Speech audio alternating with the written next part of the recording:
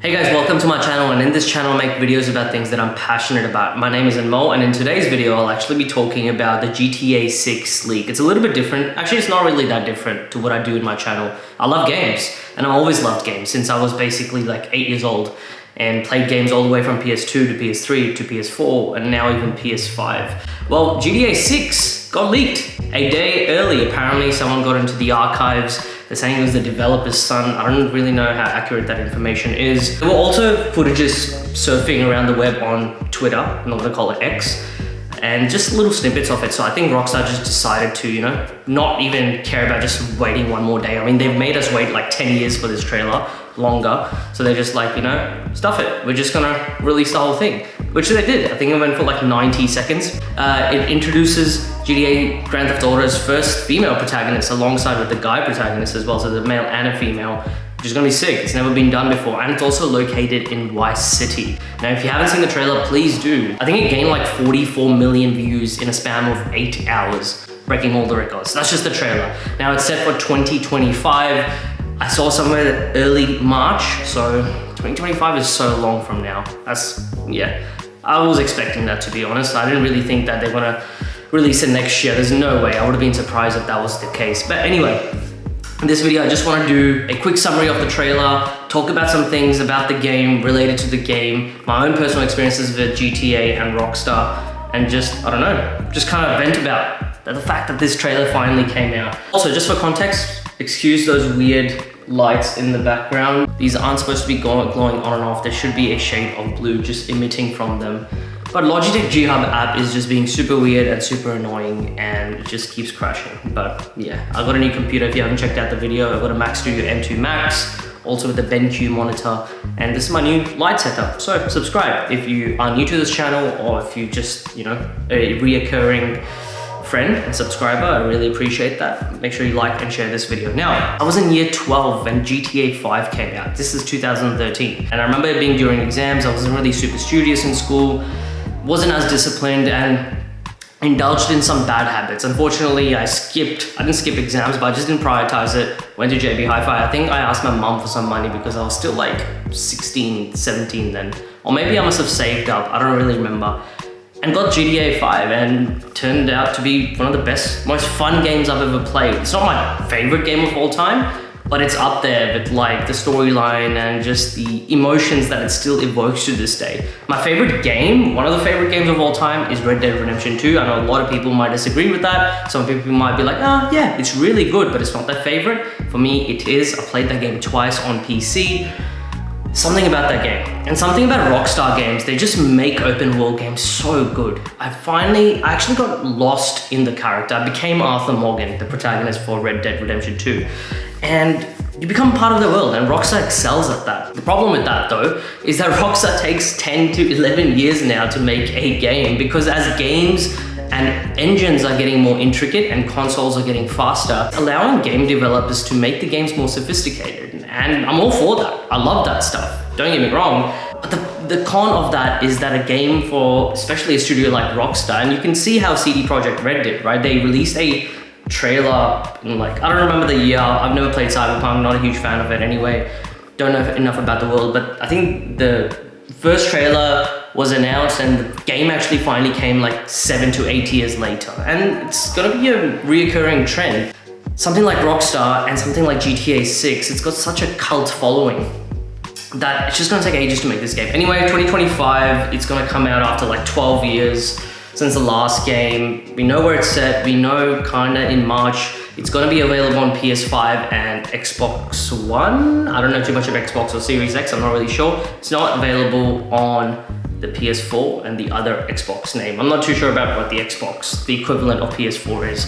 Yeah, not an Xbox gamer, but no PC announcement just yet, not really caring. This trailer took so long to come out, and when I was watching it today, I felt like, man, what is actually happening? I can't believe this, I'm actually watching this finally. People were really, really hating on Rockstar, and I was for a long time also. I kept going on the Instagram pages last year, and just everyone was like spamming them because they just kept milking GTA 5. GTA 5 to this day is still getting DLCs and add-ons and mods, and I'm all for that. Like the fact that they really milked that game, and everyone's like, okay, this is 10 years of this game. We really want a new game to come out from your studio. Yes, they did release Red Dead Redemption 2 in 2018, 2019. By the time GTA 6 comes out, it'll be 2025. So it's still a long time. Like, it's not a short time for a game to come out, and the space between it. Anyway, everyone spammed them. There was all these leaks happening. There was a hacker that hacked the GTA server and showcased like some mechanical gameplays and the game in early development. The FBI arrested him. There's all this shenanigans that was occurring. Rockstar is just, in my opinion, the king of open world games. And again, some people easily would disagree with that. You know, there's arguments such as like CD Projekt Red, and one of the best games of all time is considered to be The Witcher 3. But people will argue that. I just personally have this, I guess, emotional attachment as well with Rockstar. When I was a kid growing up in India, I remember GTA, must have been Vice City, so I don't know if that's 3 or 4, I'm not really sure. Oh no, it has to be 3 or somewhere 2 or 3, one of those things. I remember there used to be those internet cafes and I was like 9 or 8, and every time I used to go to this, I don't know, there's like a restaurant, this restaurant club, whatever you want to call it. You had to be a member to be one of those, like, it was like one of those fancy clubs. And then just, my mom would just place me in that computer room where there was just like everyone just playing computers. And you used to pay something, you used to pay a little bit of money, and then you used to have a timer and you would just play a game that you would desire. Obviously there was like selected games, depends what the cafe had. I remember the old uncle, I would always tell him, every time I would just play the same game, Vice City. And he used to take out this massive like CD packet and with all these different games and dust it off and just like take the Vice City CD out, insert it in, load the game. It would take like 15 minutes to load the game. Computers were so slow back then. And legit, I never even followed the storyline. I never knew what was happening. I would just play randomly. I would skip certain scenes. The only thing is to just go around and just like, you know, do things that you do in a Grand Theft Auto game. You would just like do little missions or steal things. It was just a childhood memory that's always stuck with me when it comes to Rockstar. So I'll always have a special place in my heart for them, even though they're really annoying when it comes to like really milking some of the content and just prolonging the games for a long time. I remember when GTA 5 came out, I think in 3 days it broke all records and it made like $1 billion in 3 days. Something that a game or a movie has never done. Yes, you could argue that, you know, a standard movie ticket would be $15 and a standard PlayStation 3 disc back then was like $60. But I just remember it breaking all these crazy records and making more than Avatar. This was 2013, back when Instagram was just up and coming, Snapchat, you know, Twitter was not as prominent.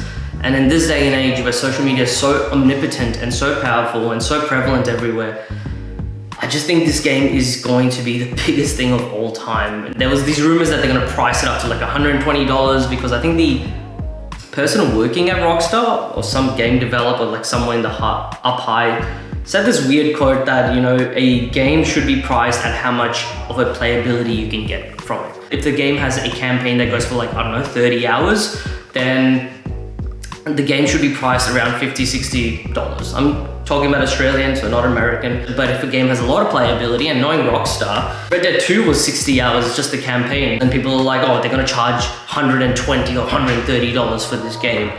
And I don't think that's gonna happen. They're not that stupid. They already have somewhat of a tarnished reputation, especially in the last 2 years.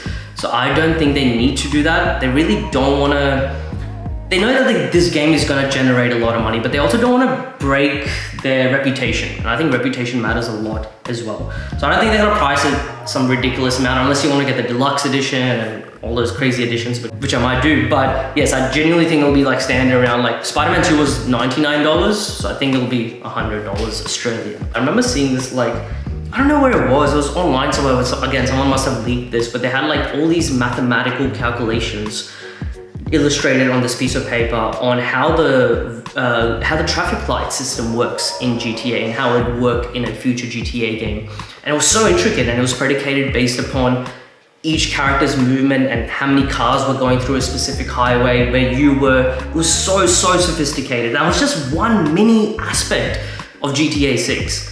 Now, when I'm talking about things like this, it makes sense why GTA 6 is taking so long to come. And what can you do?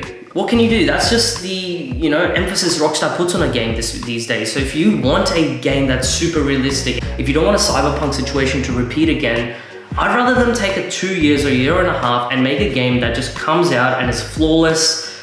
I mean, when Red Dead 2 came out, there were hardly any glitches.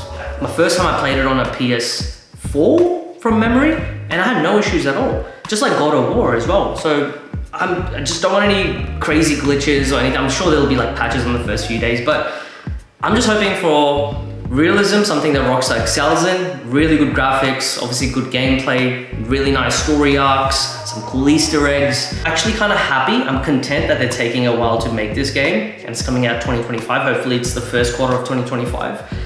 And that's it, that's my opinion on it. I'd rather have that situation than they carefully take time to craft it. I also have learned in the past where something is so anticipated and has such like momentum towards it, it can fall really low as well. So I just don't want it to be that situation as well. Anyway, overall I think it's gonna be a great game anyway. It doesn't matter, whatever Rockstar does, they do really well. Bully 2, Max Payne, those old classics, who can forget? Anyway, thank you for watching and listening to me rant. Thank you so much.